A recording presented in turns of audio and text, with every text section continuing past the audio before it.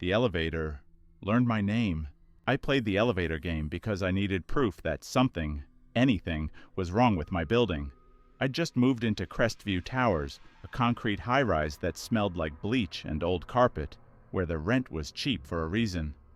Doors would open on empty floors that shouldn't have existed, and once the display flickered to a 13th floor, even though the building only has 12.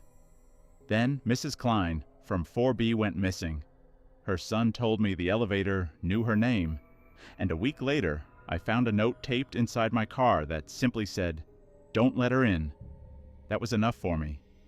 I waited until 2:13 a.m. to perform the ritual, pressing the sequence of buttons: 4, 2, 6, 2, 10, with my hands shaking so hard I could barely hit the panels.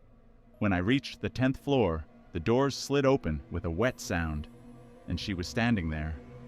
She wore a long coat that didn't move with the air, and her face looked unfinished, like a reflection that hadn't fully loaded.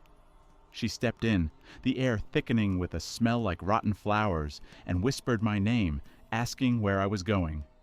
I bit my tongue until I tasted blood, refusing to look at her until the elevator opened to a world that was flat, gray, and impossibly silent. I made the mistake of glancing back as she stepped out. She turned and smiled, revealing a mouth packed with rows of human teeth, like a shark.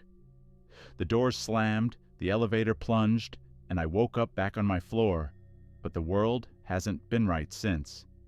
There's a new button on the panel now, a permanent 13, and the building manager insists it's always been there. I'm writing this because it's exactly 2:13 a.m. again. Someone just knocked on my apartment door, whispering that I forgot them, and as I look at the display in the hallway, the elevator has just dinged on my floor. I live on the 7th story, but the red light on the display is glowing with a number 13.